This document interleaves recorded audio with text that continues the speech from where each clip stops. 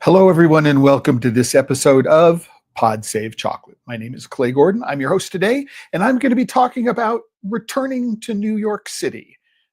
Before I get to that, I want to remind everybody that this episode of Pod Save Chocolate, like every episode, is sponsored by members of The Chocolate Life. If you're not a member, please go on over there and join. There's always a free membership. And to remind everybody to go into the comments and let me know where in the world you are connecting from. I'll get the shout out up on screen. And whether it's the live chat replay on the live chat YouTube or the comments on LinkedIn or Facebook, if you have a question about or comment about anything that goes on during the course of today's episode, put it into the comments. I'll get it up on screen and we will talk about it. So this is right now the homepage of The Chocolate Life. I'm going to share that with you. This is the homepage of The Chocolate Life. There's a little link up here, join, where you can join. And this is everything that's going on in The Chocolate Life right now. This is the live view. And for every single post, every single episode of Pod Save Chocolate, I put together a post. And here's the post for today's episode, where I talk about chocolate in New York City 2025 and the return of a prodigal chocolate fan. And that's me. I haven't been in New York City for 2 years, except maybe to connect to an international flight at JFK, but I haven't set foot outside the airport and onto the island of Manhattan in almost exactly 2 years. I do go and I talk a little bit about that in the overview for today's episode, including linking to my blog posts for the cross-country craft chocolate odyssey, which I undertook in 2023. So there are the links there. So I'm going to New York City for the Salon du Chocolat. That is my reason, my excuse for being there. I'm going to, again, set foot on the island of Manhattan for the first time in 2 years. I do have a kind of confession to make, though, which is that I don't particularly find New York City to be a great chocolate city. I mean, I have spent time in Paris. I have spent time in Brussels. I have spent time in Tokyo, right? And those three cities, when it comes to just embracing chocolate and chocolate pastry and chocolate culture, are much, much better places to travel than New York City in terms of diversity. It's really, really quite remarkable. But I am going to New York. That's what I got to do. And so if you have any favorites in New York City now, again, I haven't been there in 2 years, let me know. And in the comments, and I will put it on my schedule. So I'm going to have all day Monday and all day Thursday of next week, which are open apart from already scheduled events, to go and visit people. And I'm looking forward to saying hello to old colleagues and finding new friends to go and visit. But first, there is the Salon du Chocolat. And here is a list of some of the exhibitors at the Salon this year. New York companies include Jacques Therese. I've known Jacques for quite some time. I mean, since the earliest days of my chocolate life. I've been to the store in Dumbo. I had my book signing at the store on Hudson Street. The store on Hudson Street is no longer there. I don't know that I will have time to cross the river on this trip and get into Brooklyn. But Jacques is a New Yorker. Then Bayani is coming from Brazil. Bixby is up in Maine. Chef Rubber is now in Texas. Chocolatnin, they were a guest on a previous episode of Pod Save Chocolate. They don't have a retail store in New York City. The chocolates are produced in France and shipped over. Diamond Custom Machines is in Germany. They're not a chocolate company. Fruition is in the Hudson Valley. They're about, I want to say about 2 hours north of New York City. So they are local. I've been to the shop in Shokan. I know Brian and Dahlia. Have known them for many, many years. Fuwan is coming from Taiwan. Amore the Mona is, I've known the maker, the founder of this company, Mona Shangaris, since 2015, I think, one of the first big chocolate shows. They're up in Vermont or New Hampshire, as I recall. I'm not sure where Prophecy is. Inaro is in the Dominican Republic. Cacao used to be in Brooklyn. They're now in New Jersey. So I'm not going to go out to New Jersey to go see them. So you see, there's, Royce is a Japanese company. They have a shop. At least their main store is on Bryant Square. And so there are, it's an interesting group of people. Lilac is, one of the OG chocolate companies in New York City, again, since 1923, still in business. They've got a store in the West Village. There's a store in Industry City where they do some or all of their manufacturing. So these are the people who I'm going to be seeing at the salon. They're not going to be people that I'm going to be necessarily travel anywhere. I know that Daniel Corpus, I believe Daniel Corpus has a store in New York, so I may go and visit him. Not sure. I will check in after I've seen him. Levan Bakery. I met the Lagulu people at the Southwest Chocolate and Coffee Fest last year. So that's something going on. Gin, okay. Another New York-based maker I won't call out, but they don't take constructive comments as well. Don't get well at all. Jen, curious if you want to send me an email privately at member.support@thechocolatelife.com. I'm happy to go and take a look at them, and then we can have the conversation about that. I'm sort of curious as to who it is that you're talking about when you do that. So, Argent Cove, I did an interview and tasting with them. There's a link to that interview and tasting, that episode of Pod Save Chocolate, on the post for today. If you scroll down on the post for today, there's the link to the Pod Save Chocolate episode. I saw them in person. I saw Sally anyway. Not Sally, at the Southwest Chocolate and Coffee Festival as well. I have known Tanya Molina, who is the founder or one of the founders of Via Cuyaya in Ecuador. They're in upstate New York. I'm not going to go visit them. I won't have the time to do that. So there's a cross section. Oh, Wiseman House from Dallas. I've seen them at the Dallas Chocolate Festival, so it'll be nice to go and check in with them. So there's this mix of meeting new people and connecting with colleagues and friends, which is a part of what's going to go on. And I have 3 whole days to engage with all of these people. And they're actually 3 different members of the Chocolate Life who've reached out to me and said, hey, I'm going to be at the salon. Why don't we get together and meet? And if that's something you'd like to do, there's a link on the homepage saying, click to send me an email. So if you're going to be at the Salon du Chocolat and you want to get together Friday, Saturday, or Sunday, click send me an email, and we'll arrange to see about meeting up while we're there at the show. So I think that'd be a lot of fun. I always like to get together and have those opportunities to meet with members in person. So that'd be great.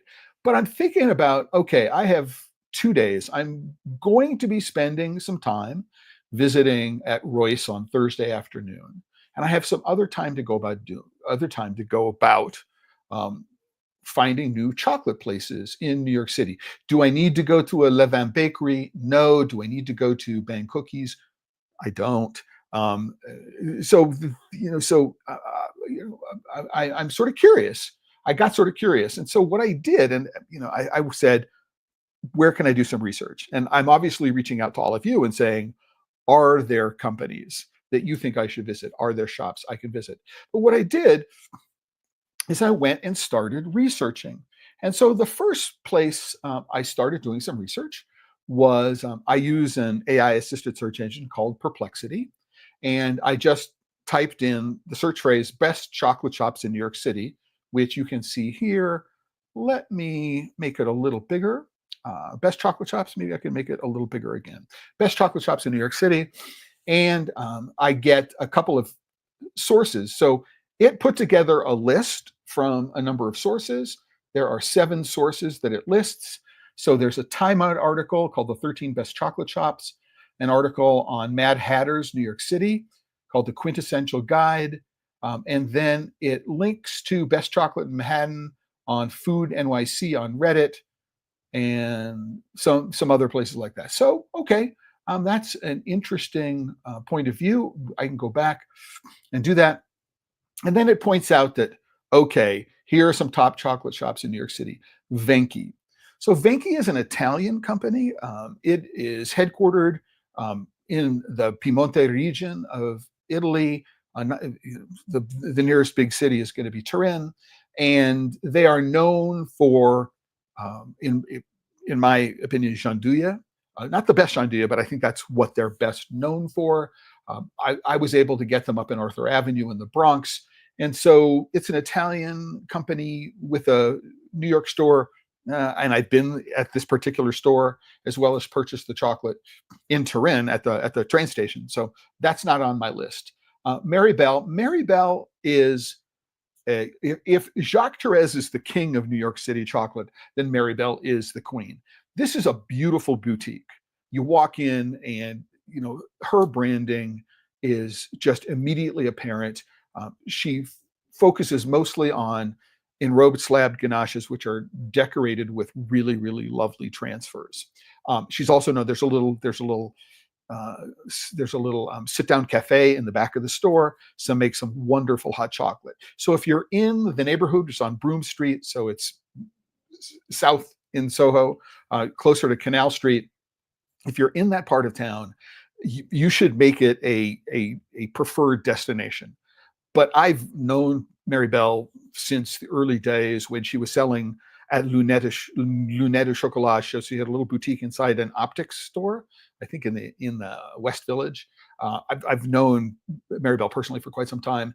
So unless I happen to be in that part of town anyway, I'm not likely to see her in the store when I go there. But this is not top on my list for going there. But if you're going to New York City and you want to have an opportunity to sit down in a beautiful place, have some great hot chocolate, eat some wonderful chocolates, because they're also great for gifting, picking up and gifting. They're visually quite stunning. All the packaging, the chocolates themselves, the transfers are amazing. All right. So again, is Jacques Therese. He's got this, boutique in Dumbo. I'm not likely to get into Brooklyn. I've been in the store many, many times. Again, shortly after he opened there, and I was in my the early days of my chocolate life. I've been, and I said, I've known Jacques for quite some time. I'm looking forward to reconnecting with him. I haven't seen him probably since 2018, maybe 2019, something around that time frame. So it will be a great pleasure to sit down and talk with him again. So Chocolat Moderne, I've known again Joan Kukos since before she launched the business. We were in touch. I have emailed her. She's on my list of people to go see just to connect.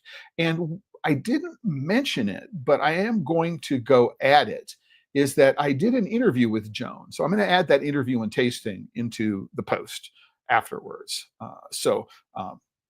Just a reminder to myself. So I'm going to go and see Joan. It is a shop. There's no sit-down experience.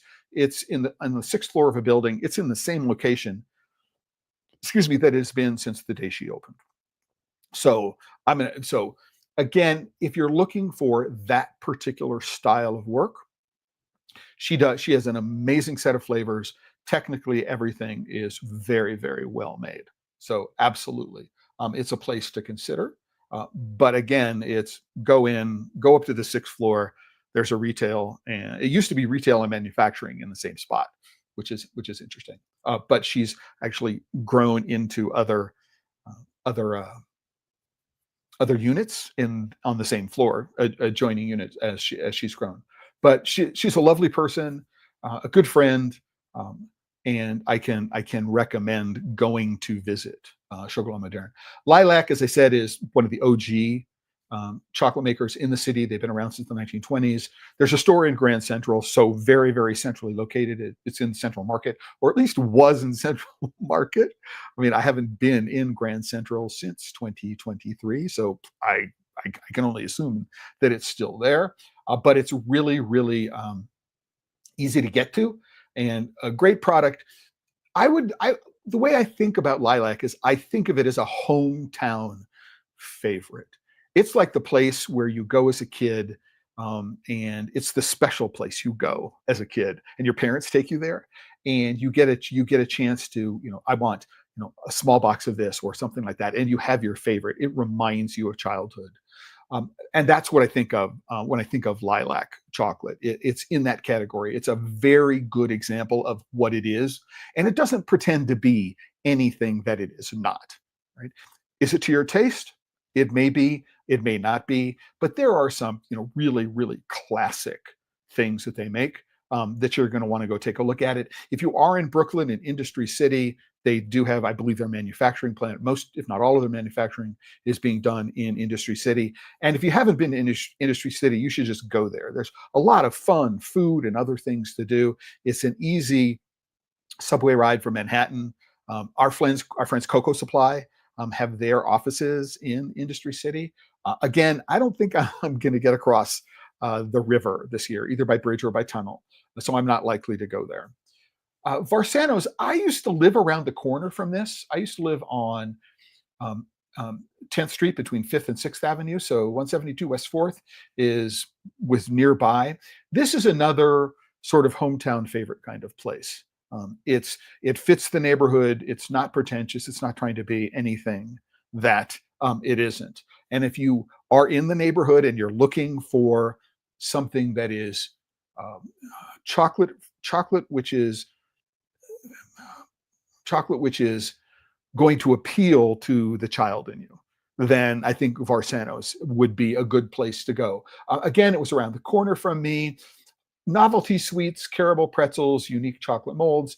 It's not necessarily the place that I'm looking for. I've been there. I'm looking for something new. And if you know something new, let me know. I'm all for it. See's Candy. There's a See's not far from me, less than a 15-minute walk from where I am here in Prescott, Arizona. I grew up on See's Candy. I spent most of my childhood in Southern California. We used to get my mother a box of Victoria's English toffee, which they no longer sell that way, but you buy toffeeettes, which is miniature versions of Victoria's English toffee. It uses guittard chocolate, I believe, almost exclusively. It is an icon, but it's an icon of the West Coast, not of the East Coast, right? Um, and so while if you walk by it, the design of the stores with a black and white checkerboard tile floors mimicking the black and white subway tiles that are there make it interesting. Um, they're well made. They're of the style, but for me, it's a childhood memory, and I think about See's that same way as a hometown favorite.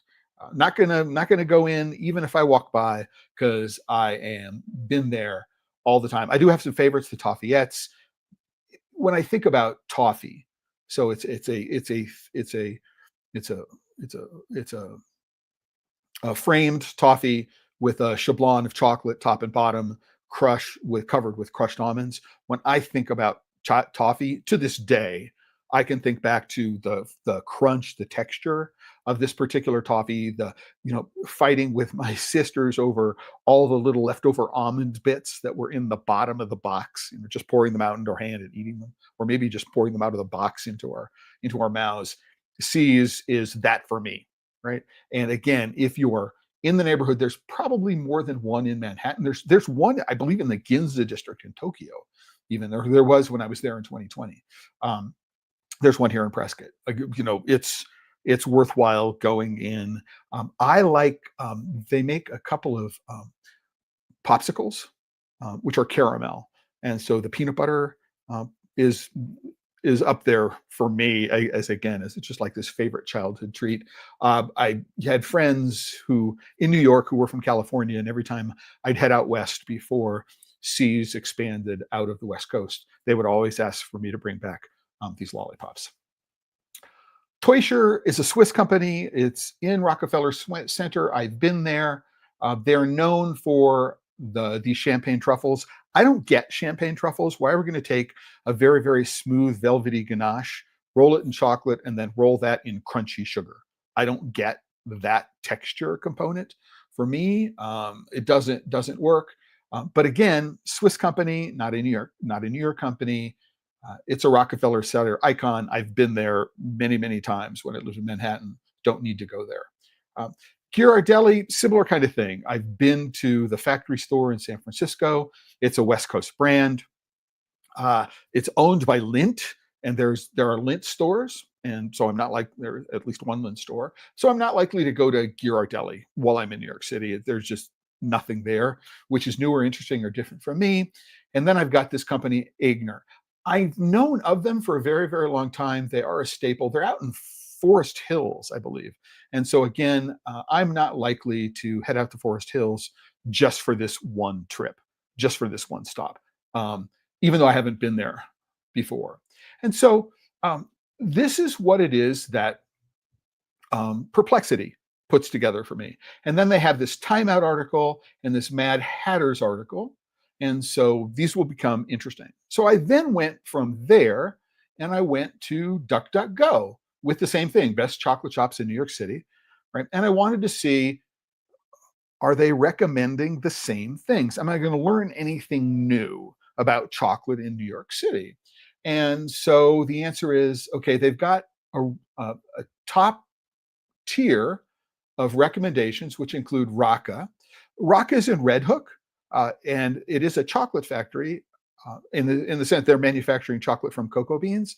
It's not the easiest thing to get to. You either have to take the F train to Smith and Ninth and then take a bus to the neighborhood, or you're going to take a bus, I think, from Cobble Hill to get there, to get nearby. So it takes a while to get there. It's not far from IKEA in Red Hook. If you want to go there, they're great people. They do really, really interesting work. It's just that Sebring Street it takes a long time to get to, and so I'm not going to spend my day there. It's also available at retail other places in Manhattan.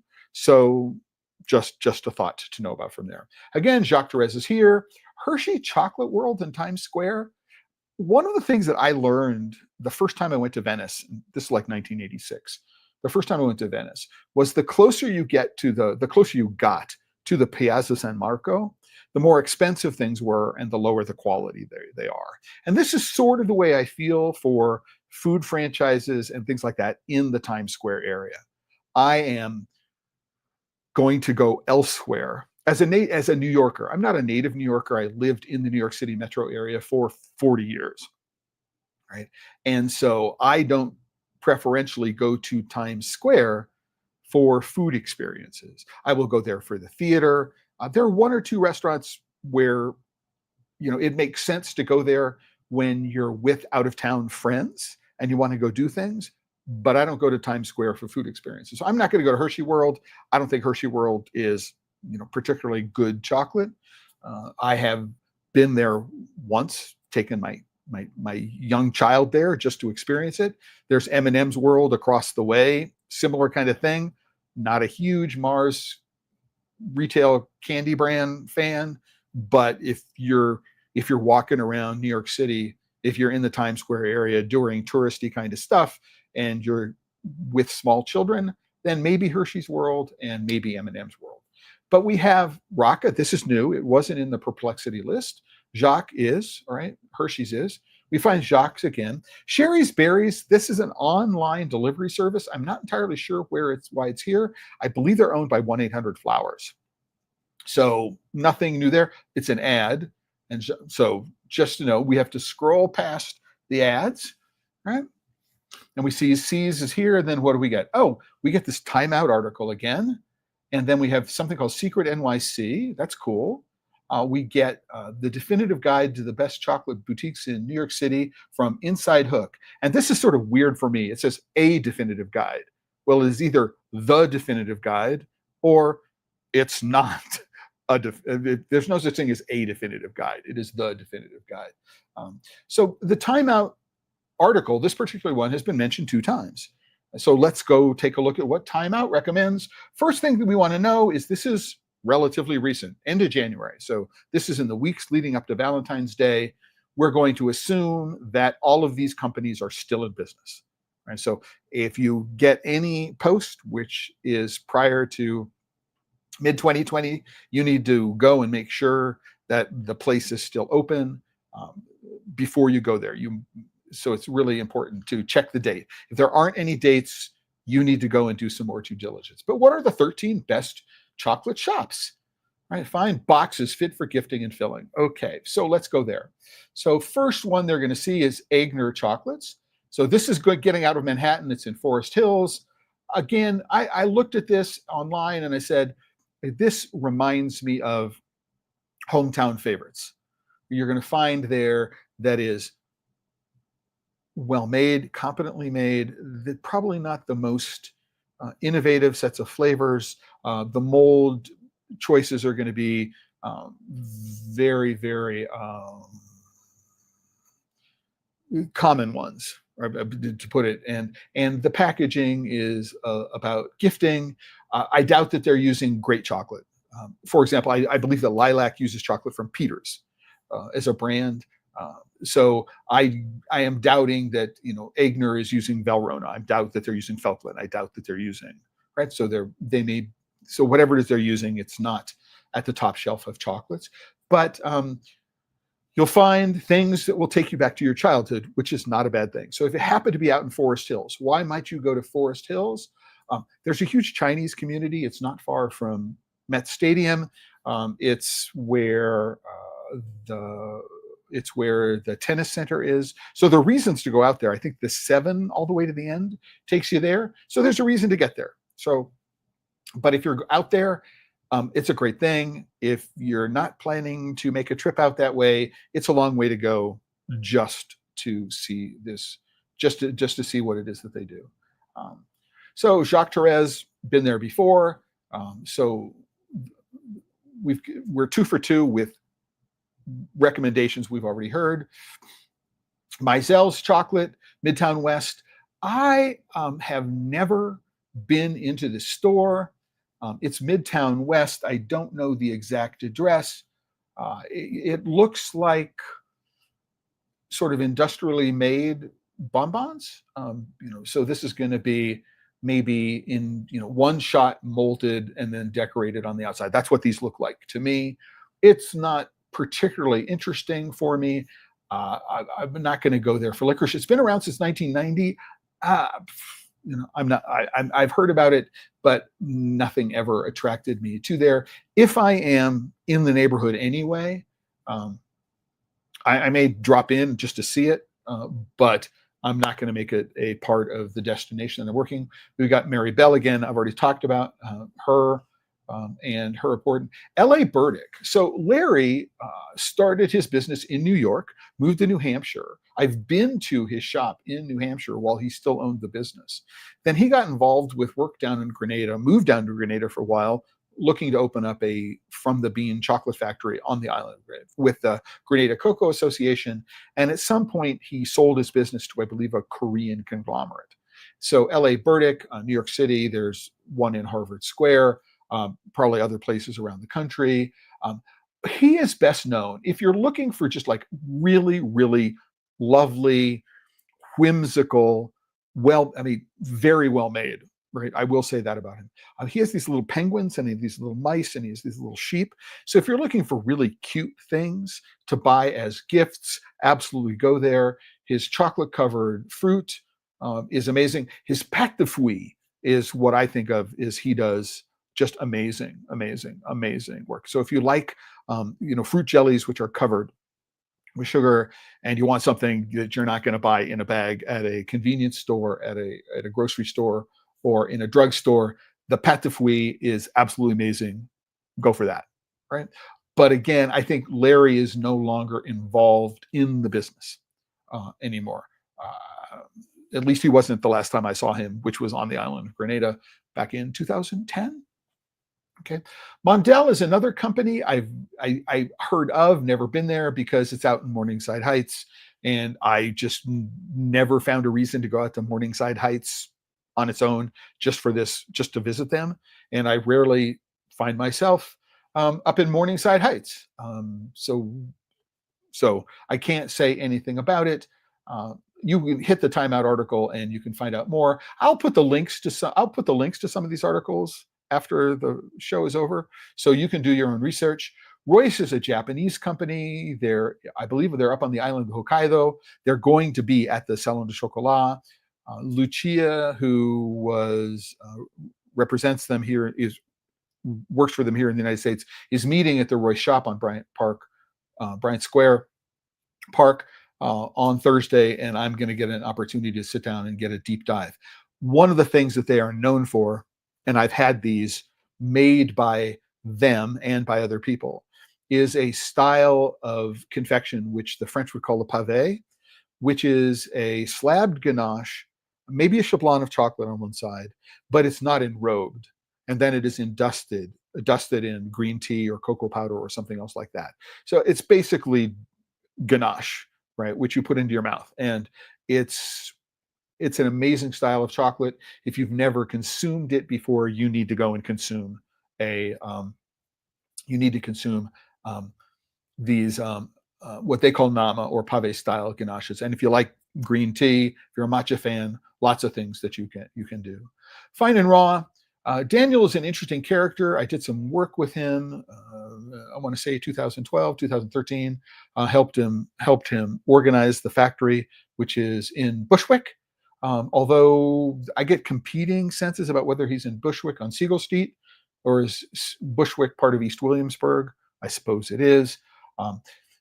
There are people who really, really like his work. It is a particular style of work. If you're looking for what it is that he does, and you're going to be in Williamsburg anyway, you're crossing over into Williamsburg anyway, it's worth a stop. I mean, if the factory is where I think it is, and it is the same factory, it's really a delight. It's a treat. He did a really good job of it. I will say that. So go and do it. But I don't necessarily know that I would make it a special trip. As you can purchase Fine and Raw is at a little bakery here in Prescott, I think called Pangea. So, I don't need to go to Williamsburg because I can buy the products here, and it's available other places in the city. Stick with me. I did a little map work, and so here we are in this is Manhattan. And so here we are south of Houston Street. So we're in Soho. And one of my good friends in chocolate is a woman by the name of Rhonda Cave. She has a business called Ronnie Sue. Ronnie Sue doesn't show up in any of these lists as top chocolate shops in New York City, which is really kind of interesting. I think it sort of fits that she is more like a hometown favorite kind of place, but she is definitely pushing the envelope in terms of some aspects of her flavor profiles that she puts into her chocolate. I would make this, if you've never been to New York City before and you're looking for chocolate, I would make a visit to Ronnie Sue, put it near the top of your list. And there are two other reasons why I would do that. The first one is that within about a 7-minute walk is Stick With Me Sweets.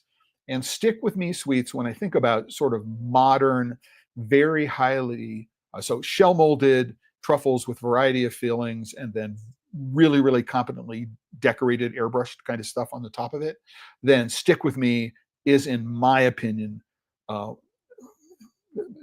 in the top 3. And I think it shows up in everybody's top 3 when they think about that style of chocolate. It's a little tiny store. The flavors, most of them are themed to some aspect of living in New York City. It makes an enormous amount of sense of doing it. The packaging is really, really beautiful.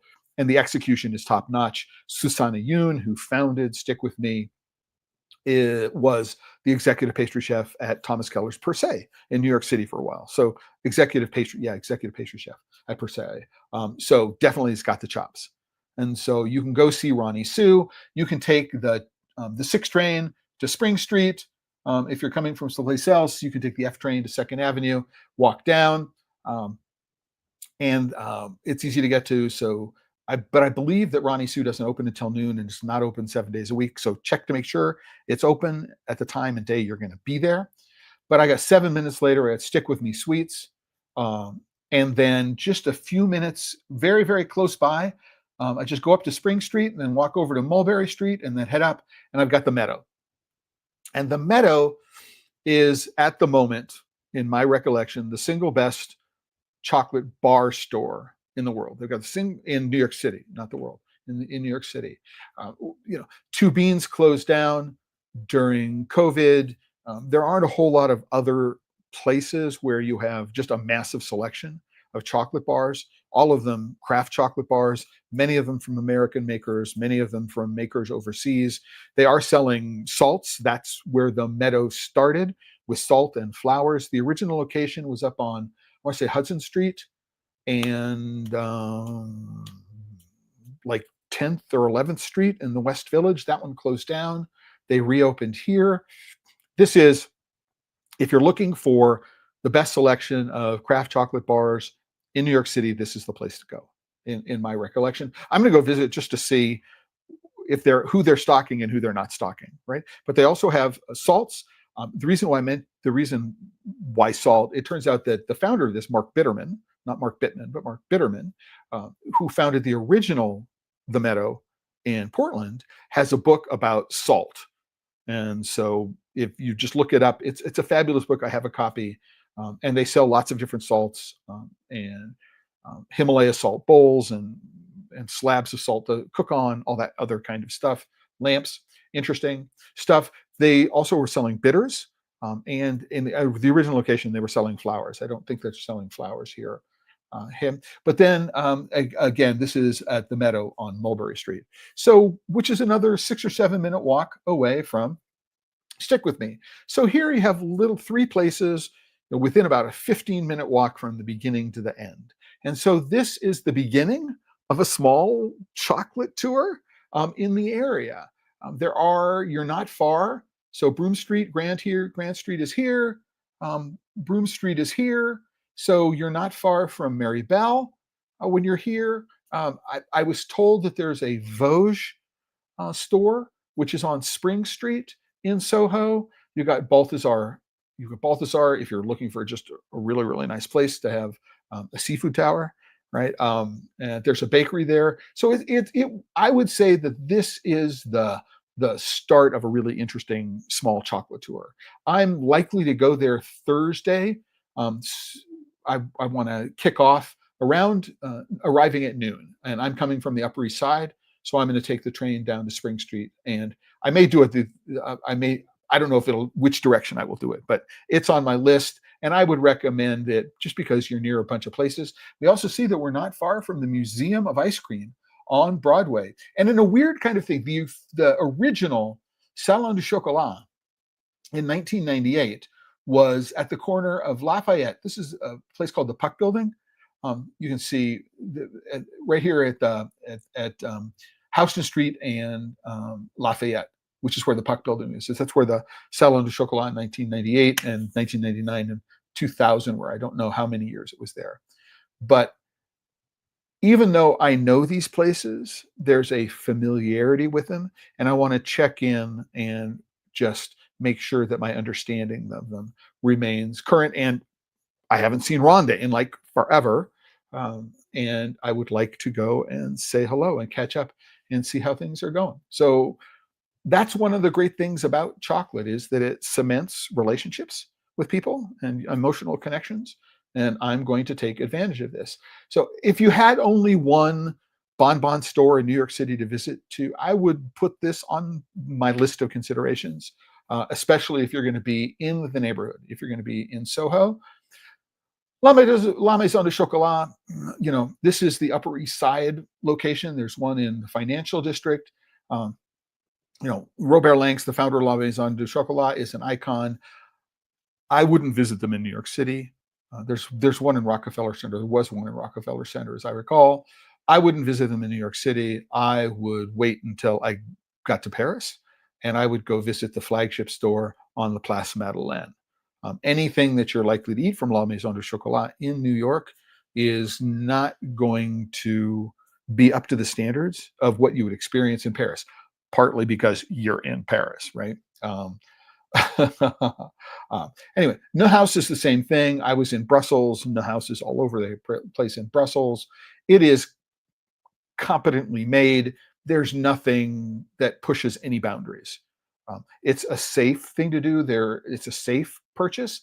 There is a location, or there was a location, a very, very tiny shop in Grand Central Terminal. So that's something to consider, right?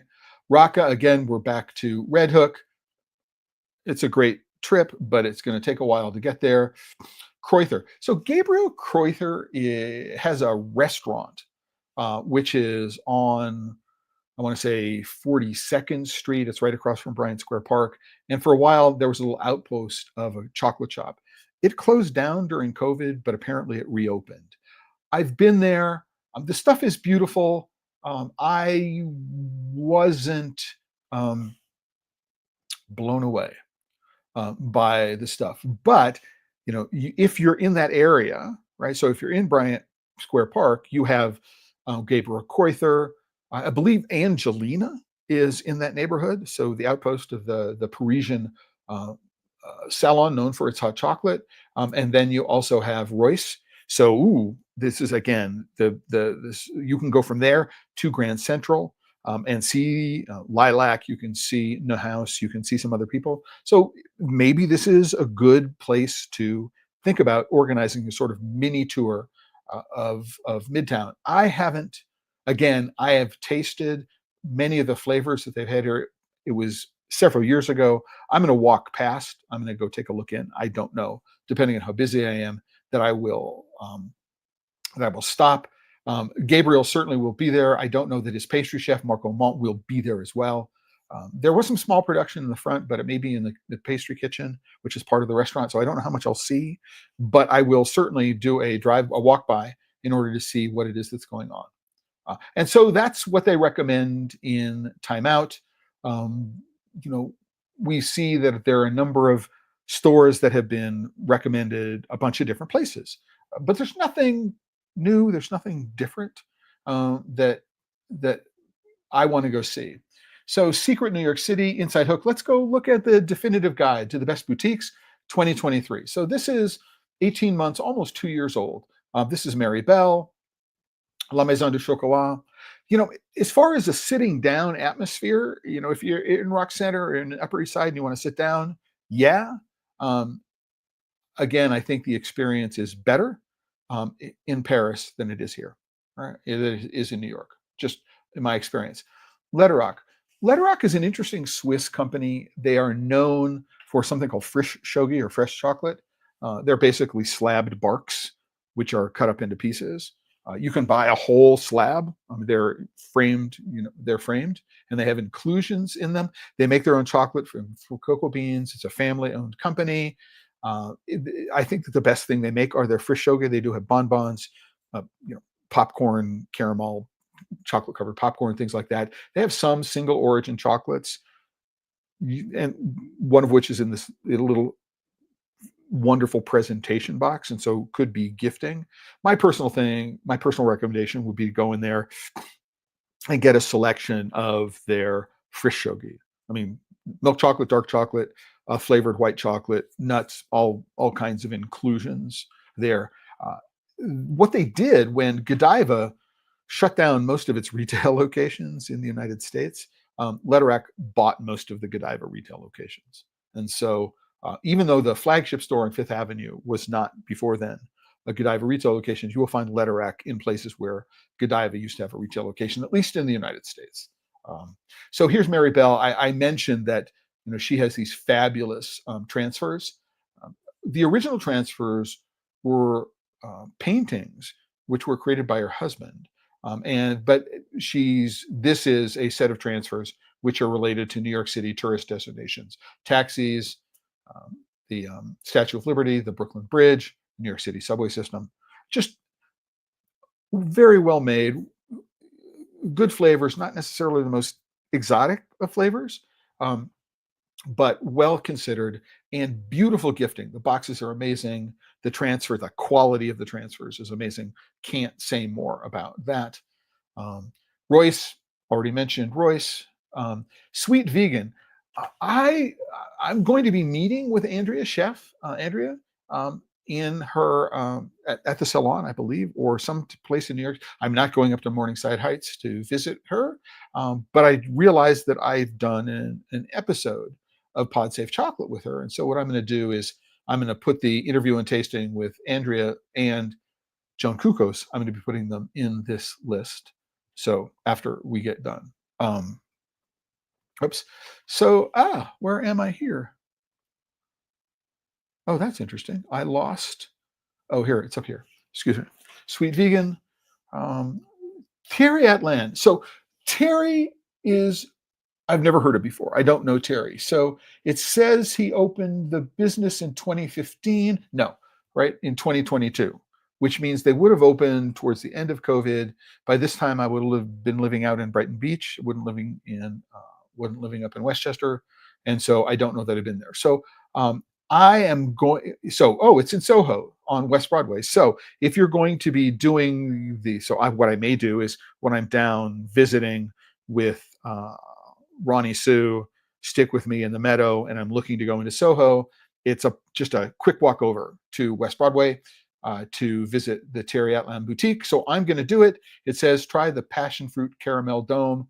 I'm a huge fan of passion fruit caramel. As a matter of fact, there's one person who's not on these lists so far, and that's Keys Chocolate, Key Ling Tong.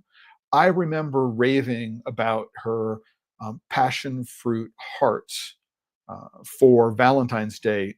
I want to say 2004, 2005, may have been around that time. She's been around forever. Um, if you if you're looking for another sort of New York City institution that you don't know about, right? There's not, but it's just there underground, sort of part of the beating chocolate heart of the city. Then Key would be somebody that I would add to this list, and it's not on most of these lists. I mean, it's not on this one, right? So we go to Inside Hook, The Secret, best chocolate shops in New York City, from February, a little more recent. Hey, everybody is talking about Mary Bell, Jacques Therese, Aigner out in Forest Hills, Max Brenner. So Max Brenner is interesting thing. So the Brenner part of this is Oded Brenner, who is the founder of Blue Stripes, and Max. So it's two people, right? And Brenner is the bald man. So Chocolate by the Bald Man, Max Brenner. This is just south of the park on 14th Street.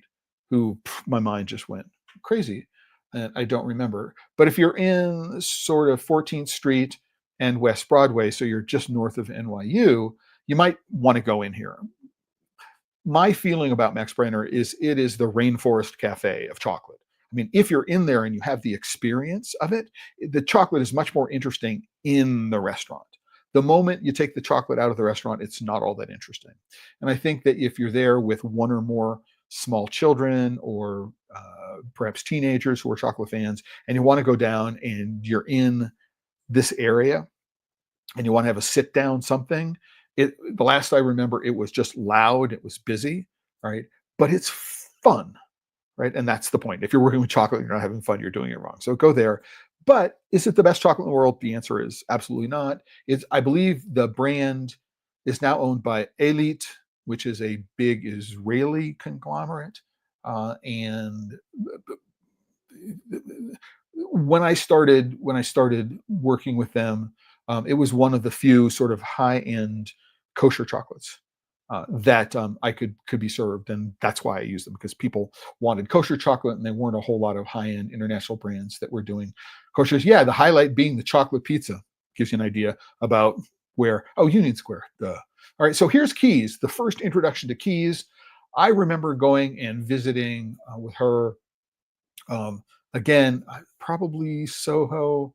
I don't remember exactly where the original store was. I used to live around the corner from it. They're now at 228 Columbus, right? So Key has always done great work. Her flavor sensibility is phenomenal, and people have been loyal to her for a very, very long time. If you do not know New York City chocolate and you've never had Keys, you need to go. I don't know where her workshop is yet. Now I knew where it was, but I don't know where it's now. And the original store also sold flowers, so you go in there and buy flowers and chocolate. So it's a pretty cool thing. right? And black sesame, just I remember this black sesame piece as being absolutely wonderful, and a passion fruit chocolate heart for Valentine's Day. So good there. Mary Bell, we've seen. Fine and Raw, we've seen again. Hershey's Misspelled, Chocolate World Times Square. Lilac, this is the store, which is in the West Village on, I think it's on Greenwich, right? I'm not going out to Staten Island. Sorry, I'm not going to get on the ferry. I don't have enough time to go on the ferry. Staten Island is known not only for chocolate fantasy, but also Supreme, which has a connection to chocolate from my childhood. Oh, so I love it. LA Burdick, again. Oh, here are the little sheep that I spoke to you about. So in addition to the sheep, they also do mice and penguins and other things like that. If you're looking just a really whimsical gifting opportunity. Again, very, very competently made. They're using a good quality chocolate. And so they're just a lot of fun, right? And you can talk about biting ears and nibbling off the heads.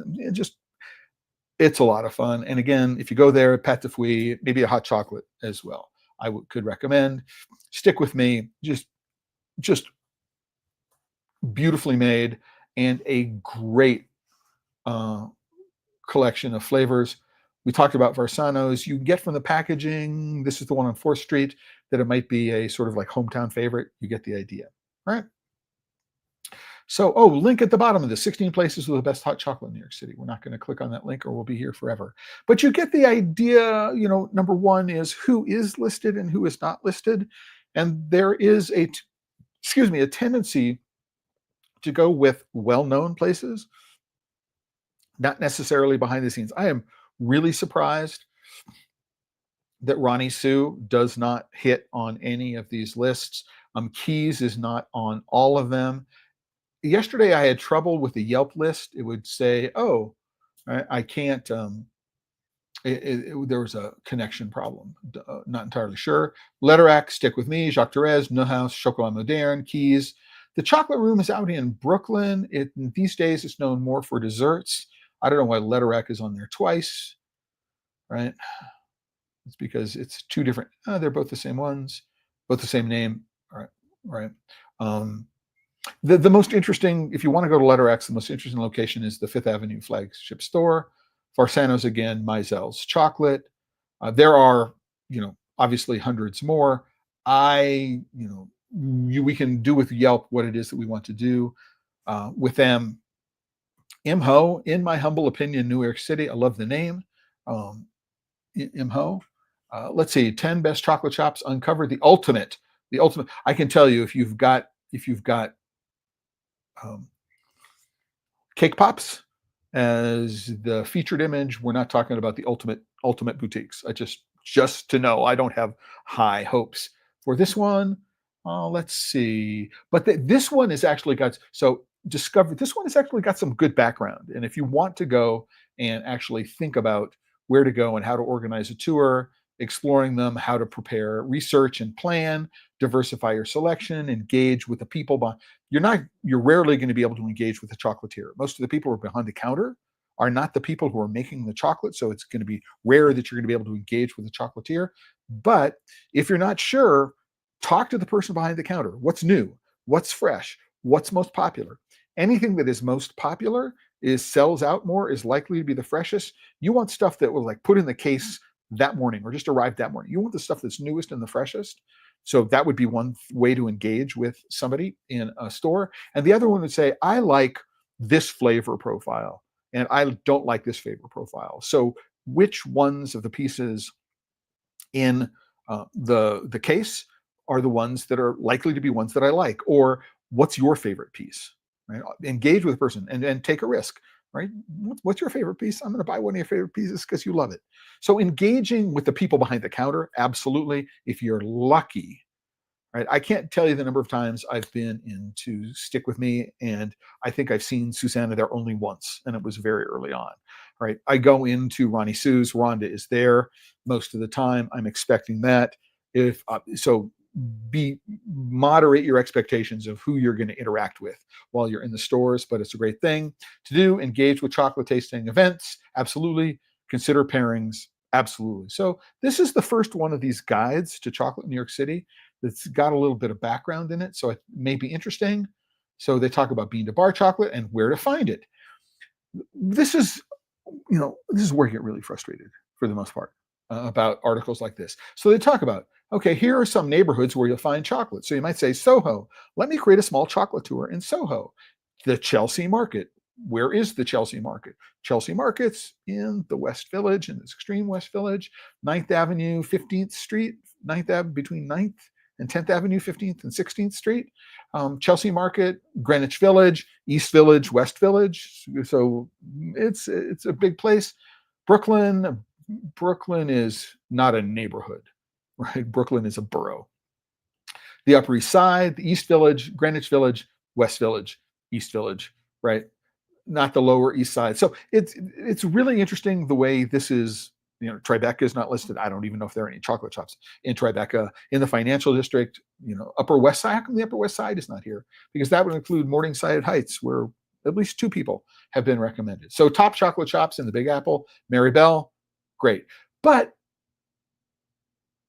they don't list where it is. Maribel is in Soho. Why don't we say Soho?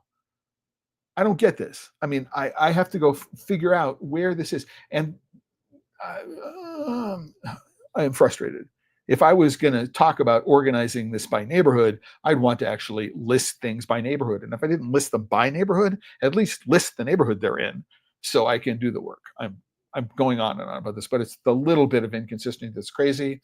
La Maison du Chocolat, same thing. Why are they editorializing exquisite chocolate creations without talking about where they are, right? Upper East Side, there's a store, financial district, which is not listed among the neighborhoods.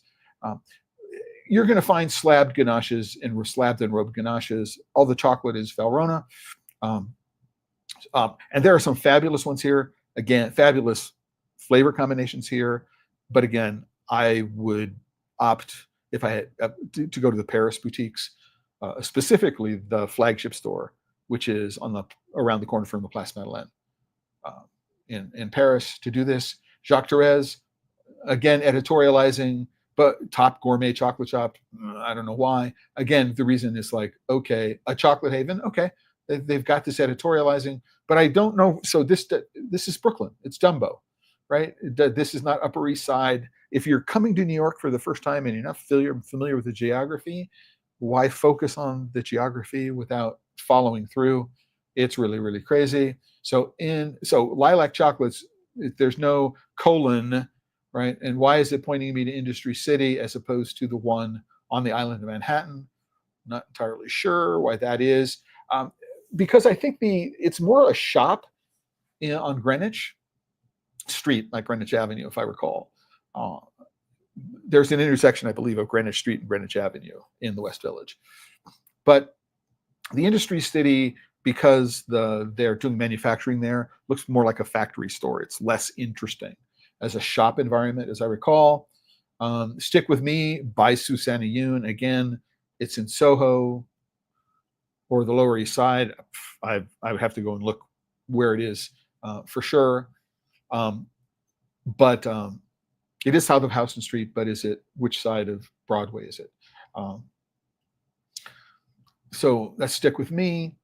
Again, by Susanna, I don't understand the editorializing in some place or another. Gabriel Kreuther, like this is the name of it. There's no editorializing afterwards. They're not putting it in Midtown, which is where it belongs. Rocca Chocolate, it's in Red Hook. It's in Brooklyn. Why aren't they telling everybody where it is? Again, Letterock, your Swiss chocolate. Why is it my Swiss? I mean, I don't know where the your is coming from. So it's pretty crazy. Aigner, again, it's way out in. And Chocolate Noise, this last one is really interesting because if you go look for Chocolate Noise, it's not in New York City. Megan Giller has a website called Chocolate Noise. She wrote a book on American craft chocolate. I think it's called American Craft Chocolate. She's on the West Coast. Now, this might have been a thing sometime in New York City. At some point, you won't find it in New York City anymore. But this article doesn't have a when it was written.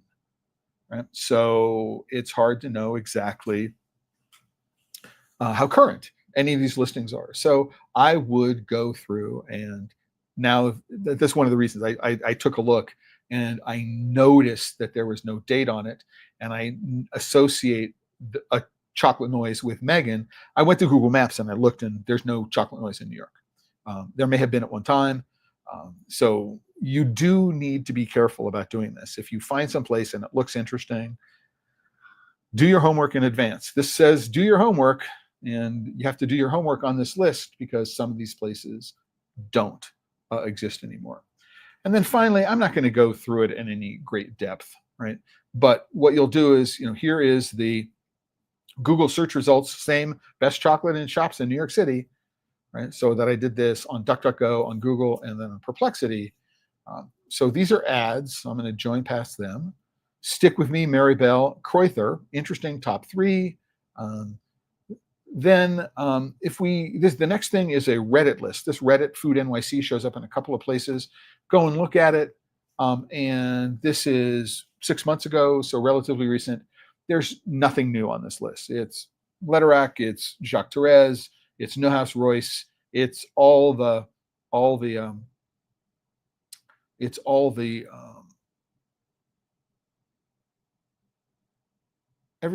ones you'd think. Now, although it is interesting, right? They do mention Mast Brothers. Mast Brothers, now Mast Pantry, I believe, does have a shop way on the Upper West Side. I don't think they have one otherwise. Again, but somebody pointed out, that there is this controversy surrounding Mast Brothers. If you were a Mast Brothers fan, I think you can go to the Museum of Modern, not the museum, the Metropolitan Museum of Art. The Metropolitan Museum of Art. They at one time had co-branded bars for fundraising for the Metropolitan. You should be able to buy them there. But there's been not interesting in the sense that if you go take a look at the premise here, which is chocolate in New York City 2025, what you'll do is you'll find that there are a bunch of names that show up over and over and over again. There are a bunch of names over and over and over again. So you'll see Jacques Therese, you'll see Mary Bell, you'll see Rocca, you see Aigner. I mean, there are these 10, 12 names that show up over and over again. And then all the rest of the diversity, right, that is chocolate in New York City has to be uncovered and discovered because it's not promoted on these lists. And you have to be very careful if you're doing searches on the internet that what are they not telling you? What are they not talking about? Right. And it's a real challenge to be able to figure it out. I mean, that's why I say that New York City, as I mentioned early on, that New York City is not really a chocolate capital of the world. If you go to Paris, you could find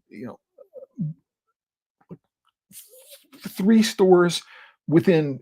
You can look at them. So if you're at the Church of Saint-Sulpice and you're at the Fountain of Saint-Sulpice and you're looking, you've got Pierre Hermé, you had a Patrick Roger, you have Michelak, you have Gérard Boulot. At one point there was a Pierre Marcolini. You've got just around the corner, you'll have Richard down the road. I mean, it's just insane, right? How the concentration of chocolate, and just a little boulangerie will have its own collection of chocolate. I mean, it's really quite remarkable about Paris. And Brussels is a little more challenging because much of the chocolate is aimed at the tourist community.